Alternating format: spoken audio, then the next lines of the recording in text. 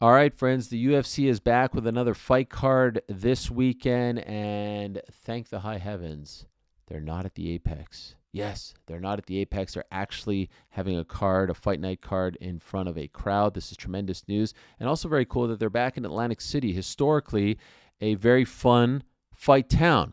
And this is a very good fight card. I like it a lot. And there's a very important fight at the top of the bill. The main event is Aaron Blanchfield, the pride of New Jersey, the pride of the Garden State, going up against Fiorot of France. Both fighters have looked very good since coming into the UFC, both undefeated in the UFC. And I think this is a true blue number one contender fight. I think the winner of this fight will be next for the winner of the Alexa Grasso versus Valentina Shevchenko 3 fight, which hopefully happens later on this year.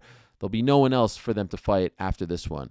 A win over either competitor is a very big deal. Now, this is a classic grappler versus striker matchup. Fiorot is a striker. She's a slight underdog going into this. She wants to keep the fight standing. Aaron Blanchfield is a grappler. She wants to take the fight to the ground. She's a slight favorite, and I think rightfully so. I think she'll have success getting the fight to the ground. What happens when it gets to the ground, and can she continue to do so over 25 minutes if it goes that long, which it could, remains to be seen. If the fight remains standing, Fiorot is going to have much greater success because I think she's the better striker. So it's a fascinating matchup. I like it. Both are game. Both are talented. Look out for that. That's the main event.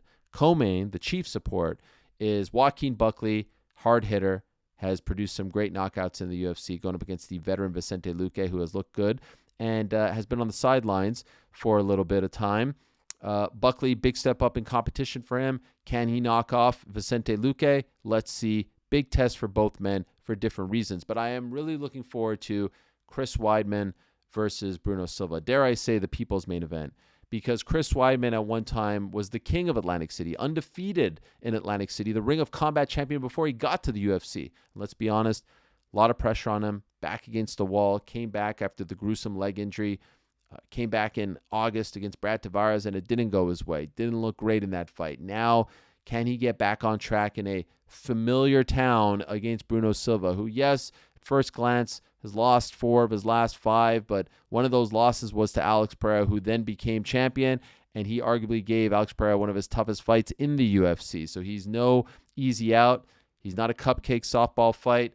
Let's see if Weidman can turn back the clock at 39, soon to be 40, and have one last run here in the UFC's middleweight division. The place to be for all your action, BetMGM, the king of sportsbooks. If you're a first-time user, put in the name Helwani. We hook you up as we like to do. Should be a great night of fights. Enjoy it, my friends. I'll talk to you next week.